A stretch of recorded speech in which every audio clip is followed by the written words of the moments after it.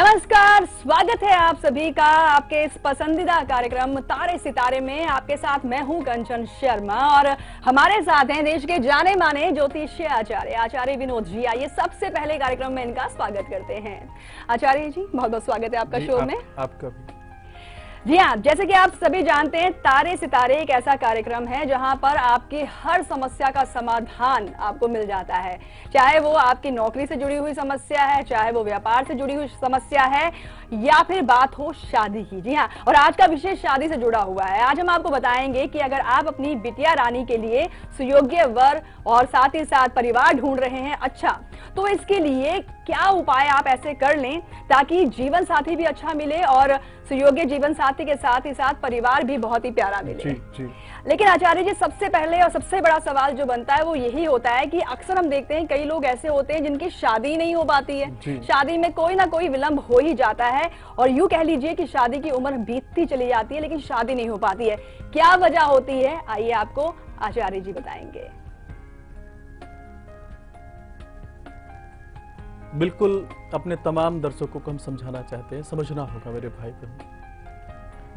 ज्योतिष सर्व संग्रह के अंदर एक विधान आया कि जिनकी पत्रिका में, देखिए समझने की बात है, आप देखते हैं ना कि जब सबसे पहला सप्तमेश आपका कैसा है, 7वां भाव, कहते हैं D7 चार्ट आपको देखना है कि D7 चार्ट के अंदर कितने शुभ ग्रहों की दृष्टि जा रही है, कितने अशुभ ग्रहों की दृष्टि जा रही है।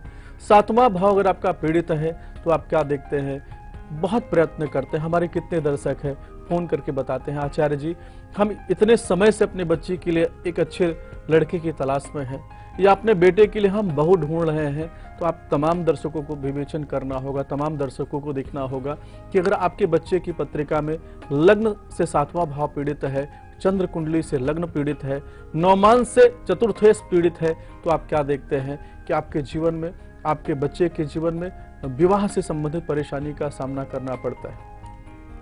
अपने तमाम दर्शकों को हम बताना चाहते हैं, आपको सबसे बड़ी चीज एक देखना होगा कि अगर आपके बच्चे की पत्रिका में 7वां भाव पीड़ित हो गया है, साथ में पंचमेश पीड़ित हो गए हैं, तो आप बहुत प्रयत्न कर लेते हैं। पहली बात तो कोई विवाह का युग बन नहीं पाता, और बनता भी है तो उसमें समस्याओं का, परेशानी का युग बन जाता है।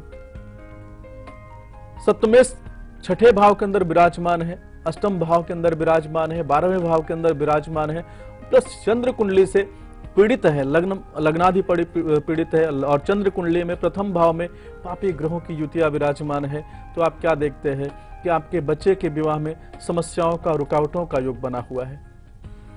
जितना योग वर आप देख रहे हैं या जितना अच्छी बहू को आप देख रहे हैं, कहीं ना कहीं से समस्याओं का, परेशानी का योग बन जाता है। अपने तमाम दर्शकों को हम समझाना चाहते हैं, ज्योतिष बहुत सरल है, बहुत सुगम है, क्योंकि गोस्वामी जी ने क्या लिखा है, सकल पदार्थ है जगमाही, कर्महीन नर पावत नहीं। आपको परेशान होने की जरूरत नहीं है। अगर उनकी पत्रिका में सप्तमेश पीड़ित है, और पीड़ित कैसे होते हैं, मंगल महाराज जी विराजमान है, शनि महाराज जी विराजमान है, सूर्य विराजमान है, राहु जी विराजमान है, तो आप क्या देखेंगे, गुरु, कई बार 7वें भाव के अंदर अगर गुरु भी बैठ जाते हैं, गुरु के बारे में ऐसा व्यवस्था बताई गई है कि गुरु जिस घर में बैठते हैं वहां के फल को कमजोर कर देते हैं। हमसे कई बार प्रश्न करते हैं, गुरु जी हमारे बच्चे की पत्रिका में 7वें भाव के अंदर गुरु बैठे हैं तो भी विवाह में रुकावट का, समस्याओं का योग बन रहा है, ऐसे में क्या करना चाहिए। अपने बच्चे की सबसे पहले, अगर आप विवाह करने जा रहे हैं तो बहुत अच्छा वर आपको प्राप्त हो गया है या बहुत अच्छी बहू का योग आपके जीवन में बना है, तो आपको सबसे पहले आपके बच्चे के 7वें भाव को देखना है, चंद्र कुंडली से प्रथम भाव को देखना है, नौमान से चौथे भाव को देखना है कि इन घरों के अंदर कोई अशुभ ग्रह तो नहीं बैठे हैं, या इन घर के जो स्वामी है कहीं अशुभ राशि के अंदर तो नहीं विराजमान है। अगर ऐसी व्यवस्था आप देखते हैं तो उसका समय रहते ही उसका अगर आप निदान कर देते हैं तो आप देखते हैं कि आपके बच्चे के जीवन में, आपके परिवार में अच्छे आनंद का, अच्छी खुशियों का योग बनता चला जा रहा है।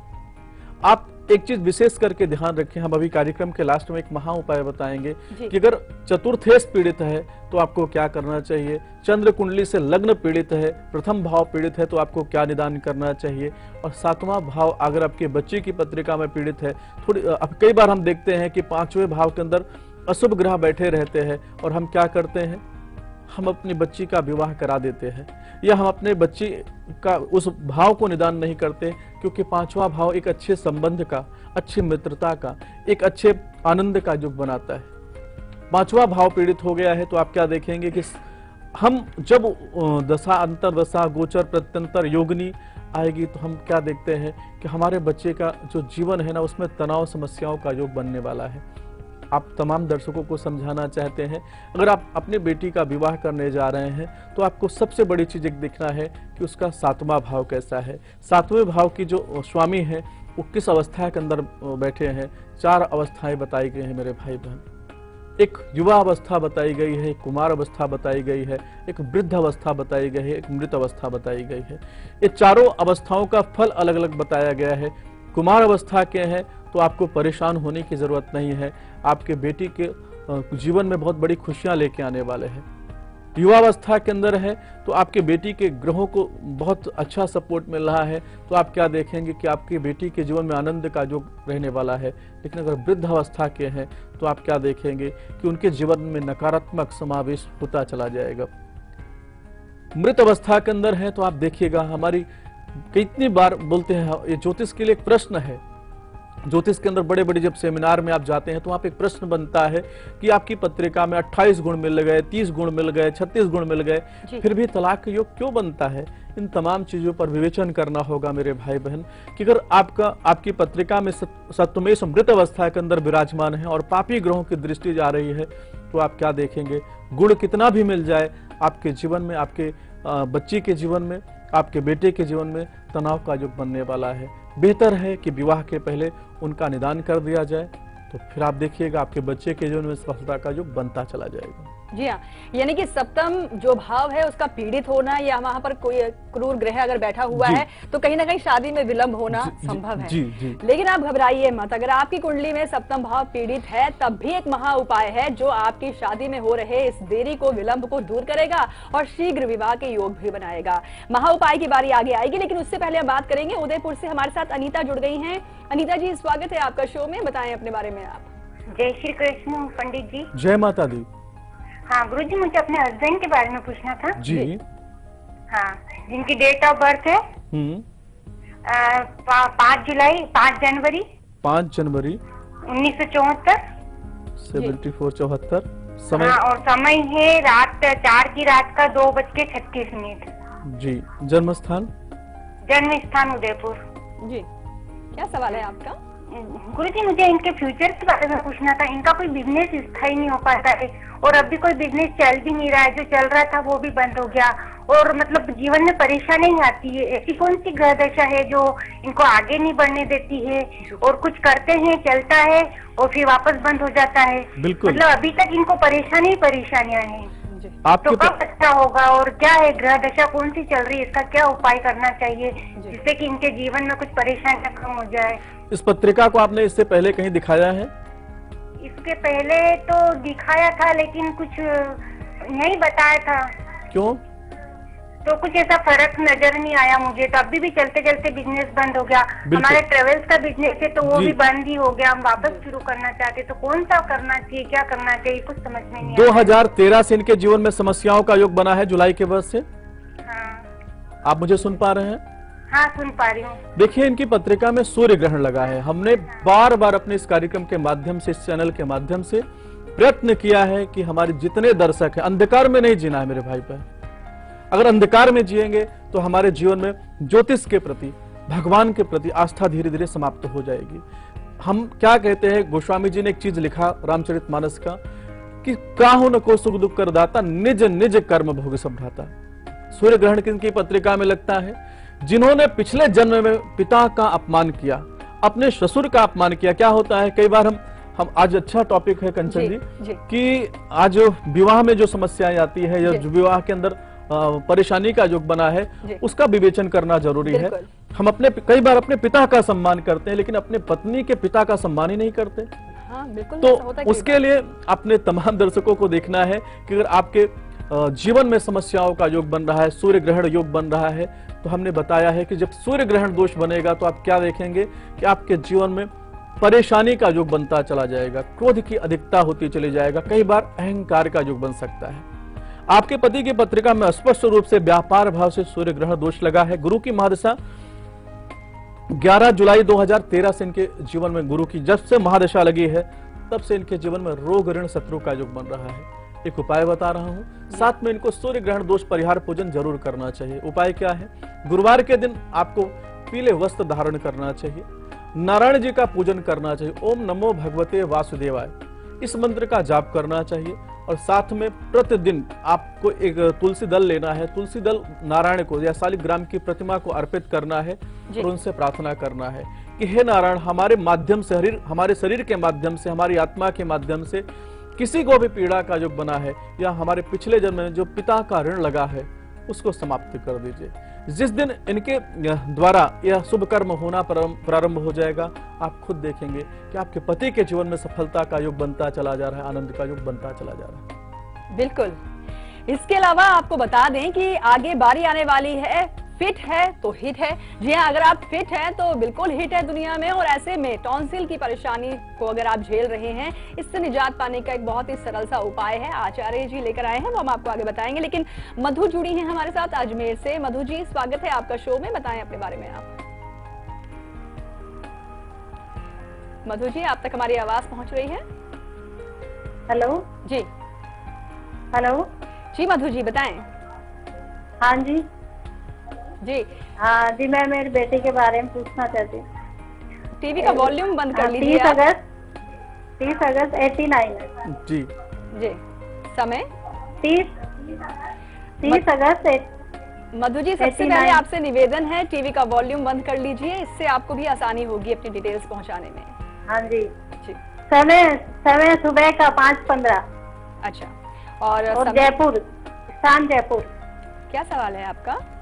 शादी नहीं हो रही है और दाम्पत्य जीवन कैसा रहेगा, क्या उपाय करें? पेट संबंधी समस्या चलती है, बीमार रहती है थोड़ी। मधु जी, महा उपाय के लिए इंतजार कीजिएगा, लेकिन अभी आप क्या बताना चाहेंगे? बिल्कुल कंचन जी, जैसा कि हमने आज चर्चा किया है कि 7वें भाव के अंदर कोई भी पापी ग्रह बैठ जाएंगे और चंद्र कुंडली में कोई पापी ग्रह बैठ जाएंगे तो आपके बच्चे के जीवन में विवाह में रुकावट का योग बन सकता है। जैसा कि इनकी पत्रिका का हमने विवेचन किया है, सिंह लग्न के अंदर जन्म हुआ है, लग्न के स्वामी सूर्य महाराज जी लग्न में विराजमान है मंगल के साथ में, और 7वें भाव के अंदर इनकी पत्रिका में राहु महाराज जी विराजमान है, पंचम में शनि जी विराजमान है। तो विवाह में सचमुच रुकावट का योग बना हुआ है। बेहतर है कि आपको राहु अकाल पुरुष पूजन करना चाहिए, भगवान शिव का सोमवार व्रत रखना चाहिए, आपके बच्चे को बोलिए। और सोमवार के दिन भगवान शिव जी के मंदिर में जाकर थोड़ा सा दही और थोड़ा सा हल्दी मिला करके शिव जी को अर्पित करना है, हर हर महादेव कहते हुए अर्पित करना है, उनकी अर्चना करना प्रारंभ कर दीजिए, आपके बच्चे के जीवन में विवाह का योग बन जाएगा। दूसरा, आपने प्रश्न किया है कि पेट से संबंधित परेशानी का योग है, अंगारक दोष, जिनकी पत्रिका में मंगल खराब होंगे, जिनकी पत्रिका में अंगारक दोष लग जाएगा, उनके जीवन में पेट से संबंधित, लीवर, किडनी से संबंधित परेशानी का योग बन सकता है। बेहतर है कि अंगारक दोष का निदान कर दें। एक माणिक रत्न रविवार के दिन धारण करा दीजिए, विश्वास मानिए आपके बेटी के जीवन में सफलता का जो बनता चला जाएगा। जी हाँ, और फायदा होते ही आप हमें अपना फीडबैक भी भेजेंगे। मेल आईडी आप हमारी नोट कर लीजिए, tare@merathi.tv, ये हमारी मेल आईडी है। फिलहाल वक्त हो गया है यहाँ पर एक छोटे से ब्रेक का, और ब्रेक के उस पार महा उपाय हम आपको बताएंगे। अगर कुंडली में मांगलिक दोष भी बना हुआ है तो मांगलिक दोष का काट है, महा उपाय आपके जीवन में जब आप अपनाएंगे तो शीघ्र विवाह के योग भी बनते चले जाएंगे। फिलहाल अभी आप यहाँ पर हम रुकेंगे छोटे से ब्रेक के लिए, फौरन लौटते हैं।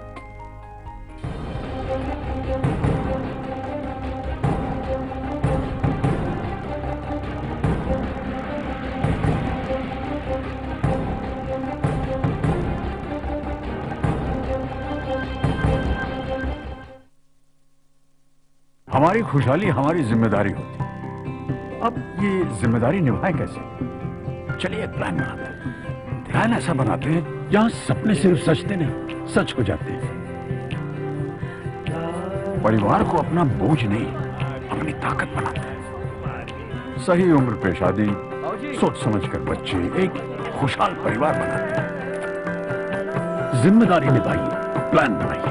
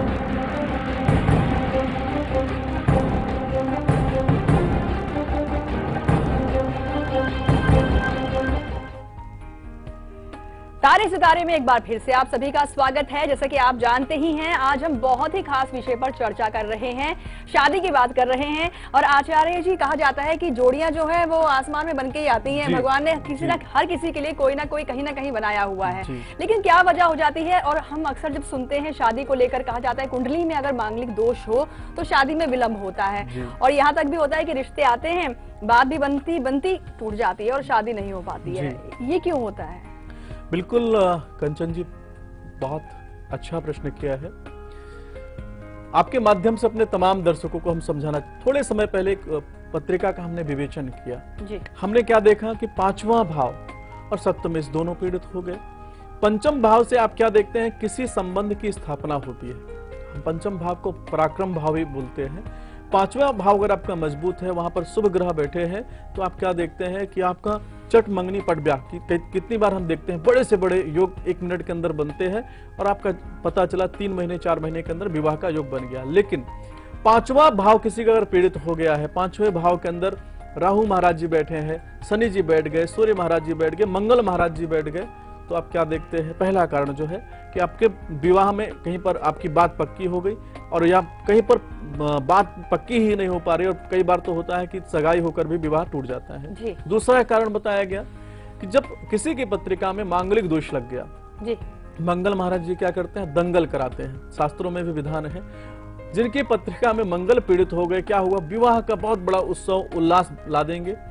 ऐसा लगेगा कि मनुष्य के जीवन में बहुत जल्दी आनंद का योग बनने वाला है। लेकिन फिर क्या हुआ, मंगल उस रिश्ते के अंदर दंगल का योग बनाकर, विवाद का योग बना करके जो संबंध होने वाला था या जो दोनों परिवार बड़े प्रसन्नता के साथ चलने वाले थे, वहां पर क्या हुआ, अशांति का, समस्याओं का योग बन जाता है जी। अपने तमाम दर्शकों को हम समझाना चाहते हैं कि अगर आपकी बच्ची की पत्रिका में पांचवा भाव पीड़ित है, या हमारी कितनी बहनें हैं बोलती हैं गुरुजी हम लव मैरिज करना चाहते हैं, स्वेच्छा से विवाह करना चाहते हैं, तो अपने पंचम भाव को जरूर देखिए कि आपके कुंडली के अंदर पांचवें घर के अंदर कितने शुभ ग्रह बैठे हैं, कितने अशुभ ग्रह बैठे हैं जी।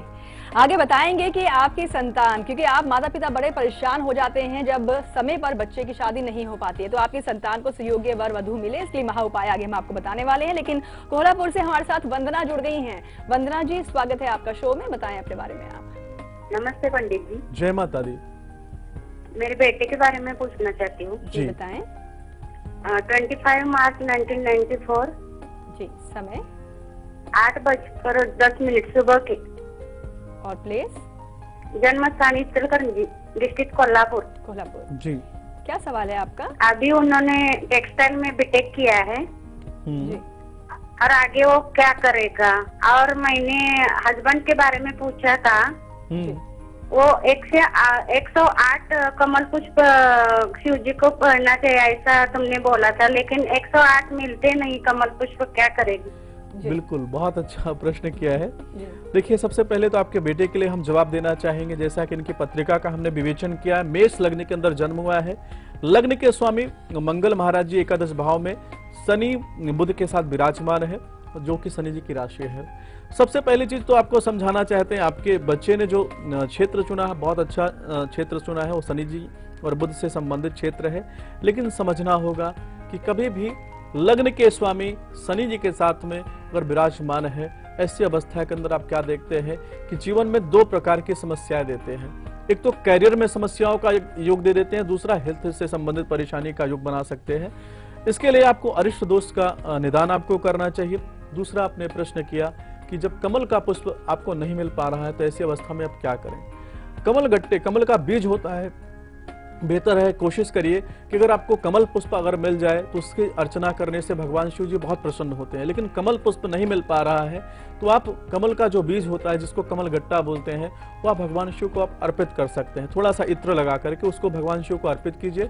दूसरी चीज मैं आपको आपके बेटे के लिए बताना चाहता हूँ कि जो इनको अगर मंगल को अच्छा करना है, तो एक मूंगा रत्न और हनुमान जी की पूजा कराना प्रारंभ करा दीजिए। विश्वास मानिए, आपके बेटे के जीवन में सफलता का योग बनता चला जाएगा। बिल्कुल। और अब बारी आ गई है, हिट है तो फिट है। और आज हम आपको बताएंगे टॉन्सिल जैसी परेशानी को आप झेल रहे हैं, आपके गर्दन में अक्सर हम देखते हैं कि काफी तकलीफ होती है, काफी परेशानी, जिनको भी टॉन्सिल्स होती हैं उनको ये परेशानी देखने को मिलती है जीवन में, लेकिन इसे निजात पाना चाहते हैं तो एक खास उपाय अब हम आपको बताएंगे हिट है तो फिट में।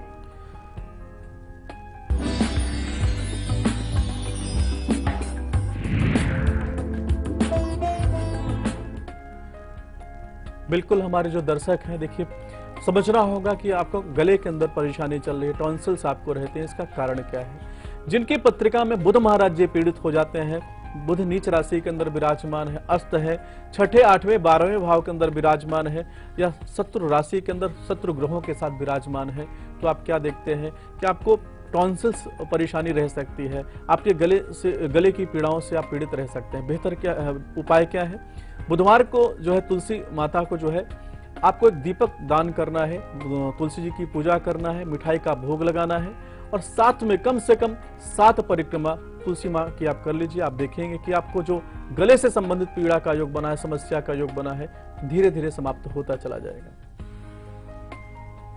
जी हाँ, और आइए अब आपको वो महा उपाय बता ही देते हैं जिसे अपनाने के बाद आपके घर में शीघ्र शहनाइयां बजने वाली हैं। शादी को लेकर जो भी बाधाएं हैं वो दूर हो जाए, शीघ्र विवाह हो जाए, इसके लिए क्या महा उपाय है, अब आप बताएं। बिल्कुल कंचन जी, देखिए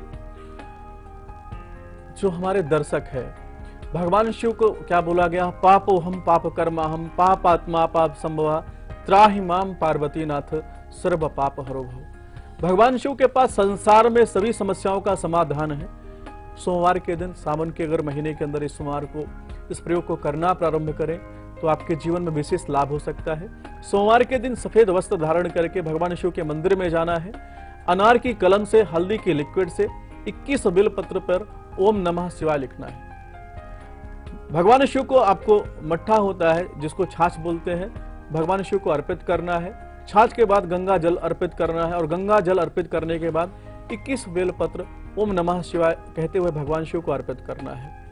और बाद में आपको आरती करना है। आरती करने के बाद माँ गौरी जी को संपूर्ण श्रृंगार कराना है, उनसे प्रार्थना करना है कि जो आपके विवाह में बाधाओं का, समस्याओं का योग बना है वह समाप्त हो जाए। सच्ची आस्था के साथ कम से कम 16 सोमवार के दिन इस उपाय को आप कर लीजिएगा। आप विश्वास मानिए, महादेव की कृपा से आपके जीवन में अच्छे पति का या अच्छी पत्नी का योग बनता चला जाएगा।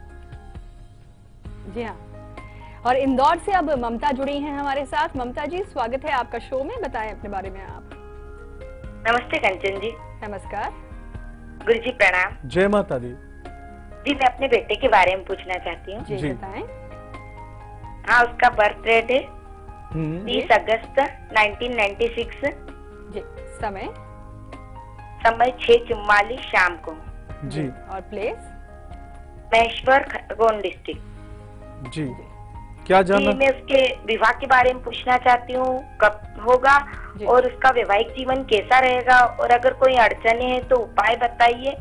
और गुरुजी, वो चिड़चिड़ भी बहुत करता रहता है, और क्या उसकी पत्रिका में राजयोग है और राजनीति में जाना चाहता है। जी बिल्कुल, बहुत सारे प्रश्न किया है, लेकिन मैं समय का भाव बिल्कुल तो बहुत जल्दी मैं आपको बताना चाहता हूँ। देखिए, 7वें भाव के अंदर सूर्य महाराज जी विराजमान है।